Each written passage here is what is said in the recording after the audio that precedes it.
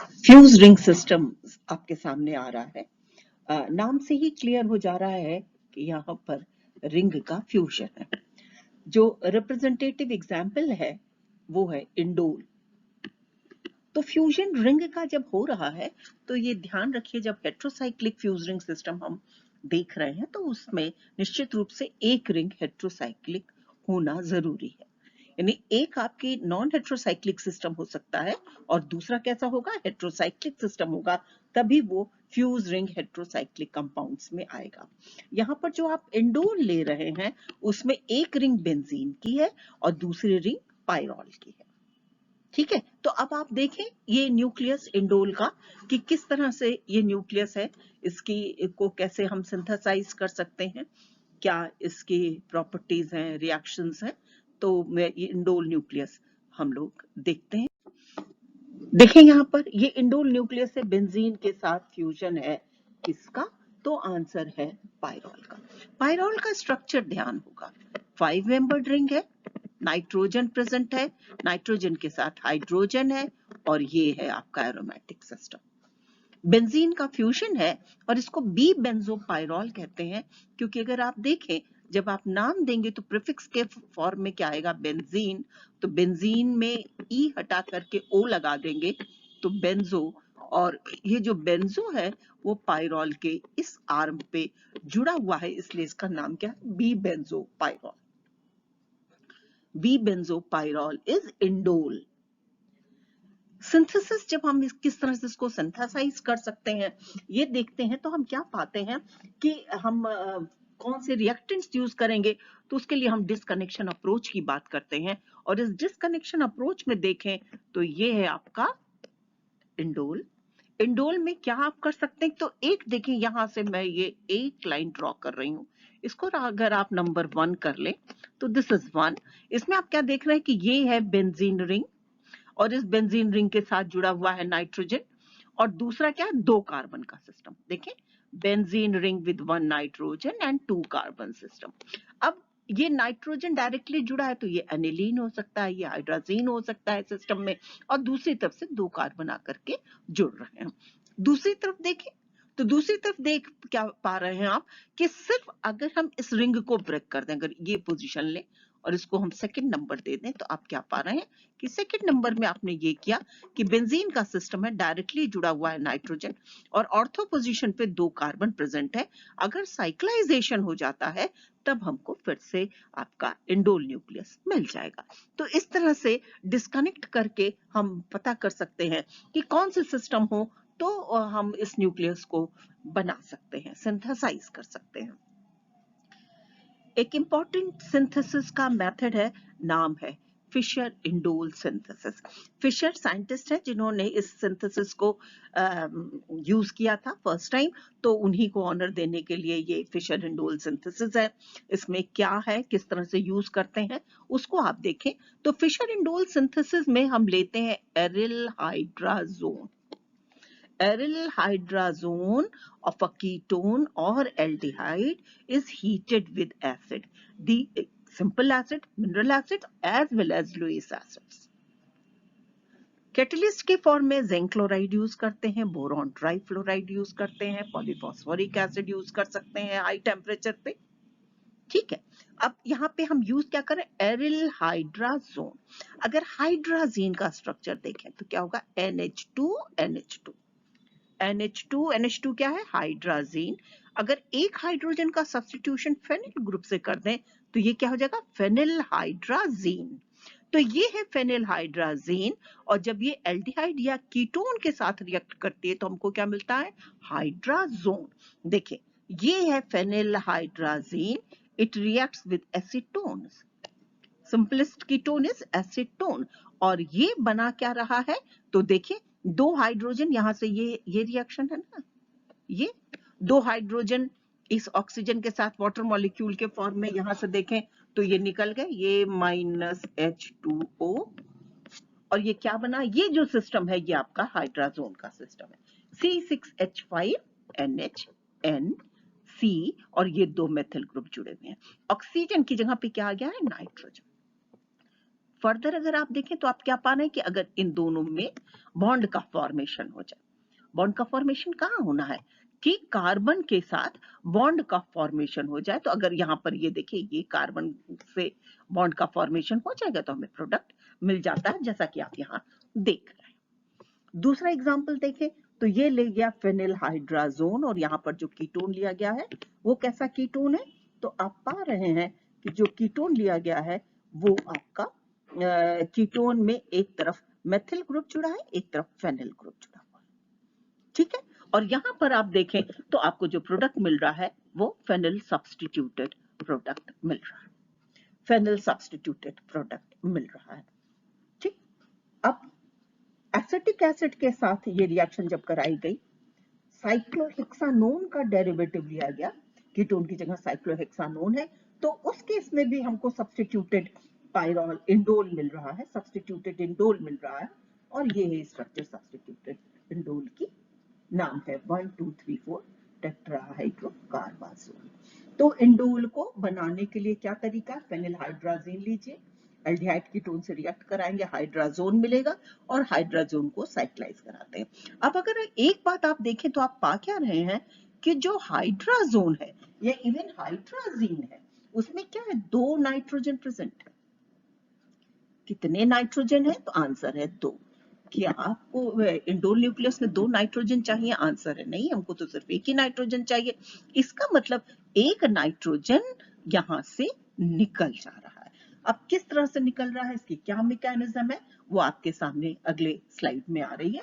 तो आप देखें फिशर इंडोल सिंथेसिस कैसे हो रही है, एरिल हाइड्राजोन का साइक्लाइजेशन है in the presence of mineral acids और लुईस एसिड्स। तो अब ये आई आपके सामने मैकेनिज्म।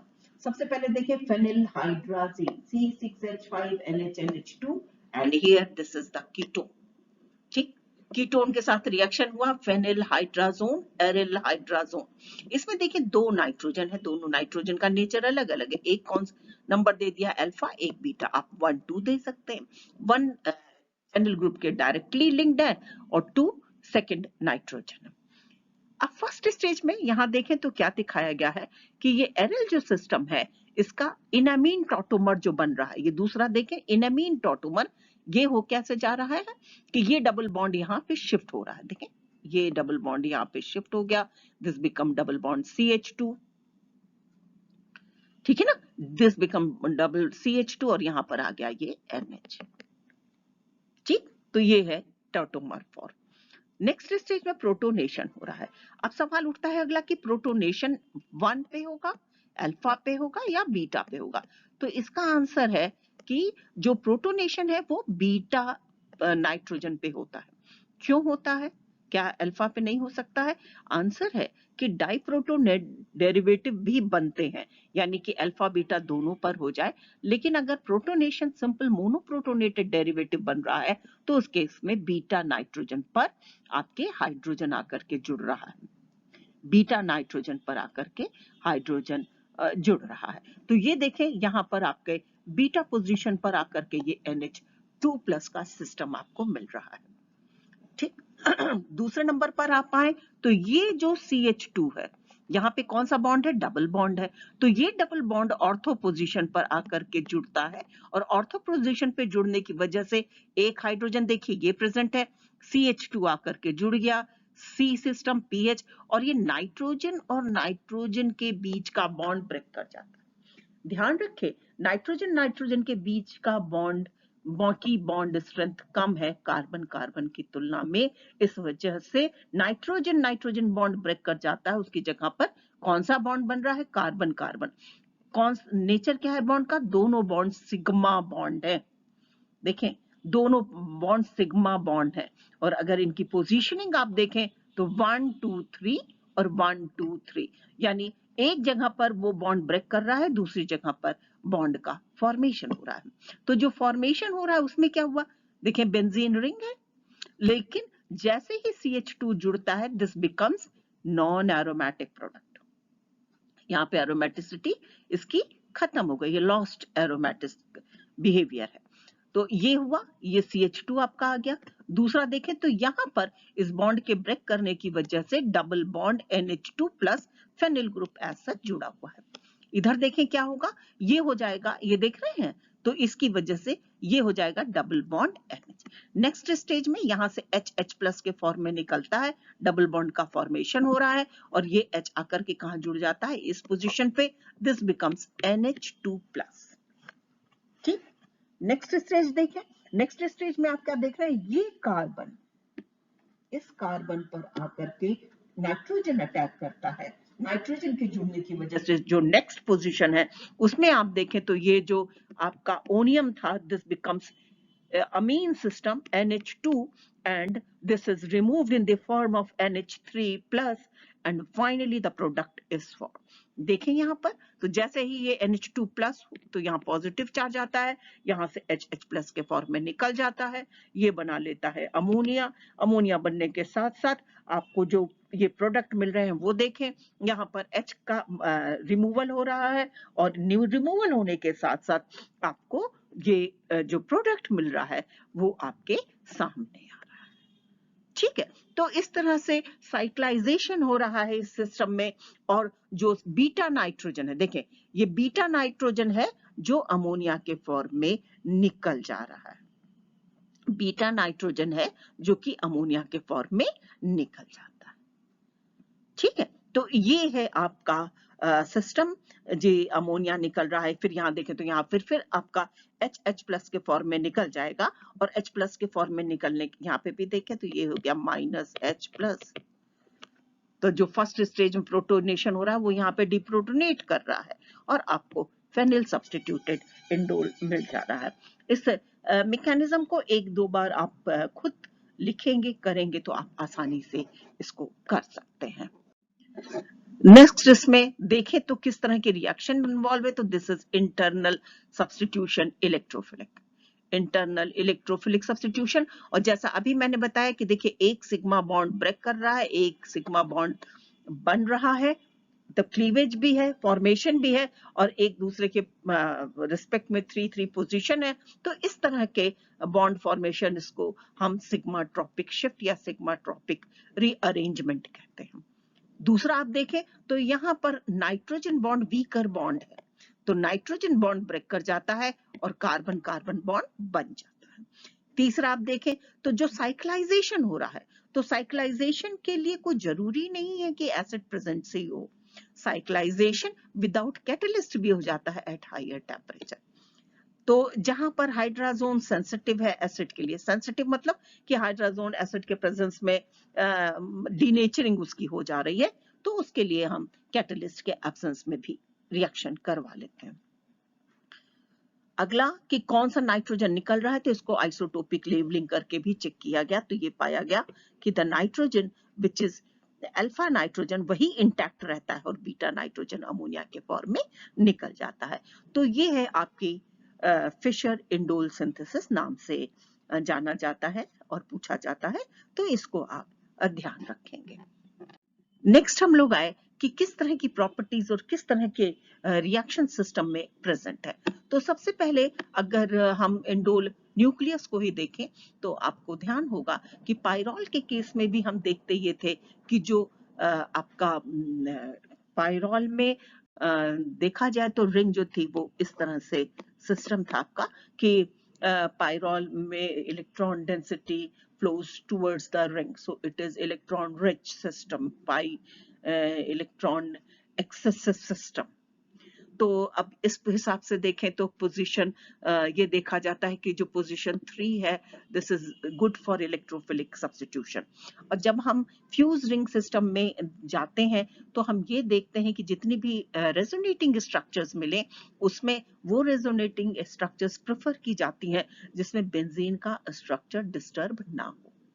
ठीक है, तो हम ऐसे रेजोनेटिंग स्ट्रक्चर्स नहीं ड्रॉ करेंगे या ऐसे रेजोनेटिंग स्ट्रक्चर को प्रेफर नहीं करते हैं जिसमें कि बेंजीन रिंग का नेचर खत्म हो जाए, एरोमेटिसिटी डिस्टर्ब हो जाए। क्यों? क्योंकि एरोमेटिसिटी ऐसा फैक्टर है जो सिस्टम को स्टेबिलिटी प्रोवाइड करता है। तो यहाँ देखें कि किस पोजीशन पे आसानी से इलेक्ट्रोफिलिक सब्स्टिट्यूशन होगा। तो अगर आप देखें तो बेंजीन रिंग को छोड़ें तो आपके पास दो तरह के हैं, एक आप देखें तो ये सेकंड पोजीशन है, दूसरी पोजीशन कौन है? थर्ड। यहाँ देखिए इसमें दिखाया गया है, this is position 2 is alpha और पोजीशन 3 इज बीटा। ठीक है, तो अगर अल्फा पे अटैक होता है तो देखिए ये एक स्ट्रक्चर मिली, और अगर बीटा पे अटैक होता है तो यहाँ आप देख रहे हैं आपको दो स्ट्रक्चर्स मिल रही हैं। तो इसका मतलब किसकी स्टेबिलिटी ज्यादा है? थर्ड पोजीशन की। तो ये जो आपके पास दो स्ट्रक्चर दिख रही हैं वो क्या बता रही हैं कि इलेक्ट्रोफिलिक सब्स्टिट्यूशन सिस्टम में आसानी से थर्ड पोजीशन पे होगा, सेकंड पोजीशन पे इलेक्ट्रोफिलिक सिस्टम का रेट कम होगा। प्रेफर्ड पोजीशन क्या हो गई? C3। प्रेफर्ड पोजीशन क्या है? C3। कुछ रिप्रेजेंटेटिव एग्जांपल्स हमने नीचे लिए हैं, देखें इसमें थर्ड पोजीशन पे किस तरह से रिएक्शन हो रही है। तो सबसे पहले अगर हम देखें कि सल्फोनेशन कराना है अगर हमें, तो सल्फोनेशन कराना हम acidic medium, strongly acidic medium नहीं यूज करते हैं, जैसा कि इसके पहले भी आप देख चुके हैं। हेट्रोसाइक्लिक सिस्टम में सिस्टम हम कैसा यूज करते हैं कि वो स्ट्रांगली एसिडिक ना हो, तो यहाँ पर अच्छा ये होता है कि सल्फोनेशन के लिए सल्फर ट्राइऑक्साइड ले लिया हमने और बेस ले लेते हैं पिरिडीन, सल्फर ट्राइऑक्साइड को पिरिडीन में डिसॉल्व करके और उसके बाद सल्फोनेशन करा दिया जाता है। हैलोजनेशन देखें तो वो चाहे ब्रोमिनेशन हो या आयोडीनेशन हो, थर्ड पोजीशन पे आसानी से हैलोजनेशन हो जाता है। ये रिएक्शन देखें तो ये रिएक्शन आपकी पढ़ी हुई रिएक्शन है। कौन सी रिएक्शन है? गटरमैन्स रिएक्शन। तो ये गटरमैन्स रिएक्शन में कौन सा ग्रुप जुड़ता है? तो फॉर्मिल CHO। ठीक है, HCl HCN एसिडिक मीडियम में हो रहा है, तो थर्ड पोजीशन पे फॉर्मिल ग्रुप आकर के जुड़ रहा है। और ठीक इसके बगल में जो दूसरी रिएक्शन है, दिस इज रिमेंटिमन रिएक्शन, ये भी फॉर्मुलेशन की रिएक्शन है। और यहाँ पर ये रिएक्शन जो फॉर्मुलेशन हो रहा है वो स्ट्रांगली अल्कलाइन कंडीशन में हो रहा है, तो यहाँ पे 3 फॉर्मिल डेरिवेटिव में मिलता है भी मिलता है, साथ ही साथ रिंग का एक्सपेंशन होकर के हमको 6 मेंबर्ड सिस्टम भी मिल जाता है। अब जो 6 मेंबर्ड सिस्टम मिल रहा है उसमें जो आपका पायरॉल न्यूक्लियस था वो किसमें बदल गया? पिरिडीन में। तो ये न्यूक्लियस अब कहलाता है क्विनोलिन। तो इंडोल किस में बदल गया? क्विनोलिन में। और इसमें देखें तो थर्ड पोजीशन पे हैलोजन प्रेजेंट है, तो 3 क्लोरोक्विनोलिन। एसाइलेशन देखें तो थर्ड पोजीशन पे आसानी से एसाइलेशन भी हो जा रहा है, एसाइलेशन जो भी हो जा रहा है। इसी तरह से डाइमेथिलअमीन के साथ रिएक्शन हो रही है, डाइमेथिल अमीन है, फॉर्मल्डिहाइड है और एसिटिक एसिड है। तो यहाँ पर देखें तो आपको सब्स्टिट्यूशन मिल रहा है, डाइमेथिल अमीनो डेरिवेटिव मिल रहा है, this is also known as gramine. Gramine. इधर देखें अगला रिएक्शन देखें, नाइट्रेशन का रिएक्शन है, नाइट्रेशन का रिएक्शन है। तो नाइट्रेशन हो रहा है सिस्टम में और यहाँ पर आपको रिएक्शन हो किसके साथ रहा है? नाइट्रोइथीन के साथ। तो नाइट्रोइथीन के साथ रिएक्शन होकर के आपको नाइट्रो डेरिवेटिव मिल जा रहा है। नाइट्रो डेरिवेटिव बनाने के और भी कई तरीके हैं, जैसे कि यहाँ पर एक और मेथड आपके सामने आ रहा है। तो चाहे वो नाइट्रेशन हो, चाहे सल्फोनेशन हो, हेलोजनेशन हो, फॉर्मुलेशन हो, एसाइलेशन हो, एमिनेशन हो, ये सारी रिएक्शंस इस सिस्टम में देखी जाती हैं। जो पोजीशन है वो है थर्ड। पायरॉल न्यूक्लियस आपका पढ़ा हुआ है, उसको आप हमेशा ध्यान रखेंगे, तो आप इंडोल के केस में भी आसानी से इसके रिएक्शंस को बता सकते हैं। और यहाँ देखें तो अब हम इसके नेचर को देख रहे हैं, तो यहाँ पर देखें जैसा कि आपने पायरॉल के केस में देखा था, तो ठीक उसी तरह से यहाँ पर भी सिस्टम है कि ये जो न्यूक्लियस है आपका वो कैसा न्यूक्लियस है? तो आप पा रहे हैं कि ये न्यूक्लियस आपका सिस्टम में ये H+ के फॉर्म में निकल गया, तो बना क्या? इंडोलिल एनायन। और ये इंडोलिन नेगेटिव चार्ज इस पर डिलोकलाइज होगा।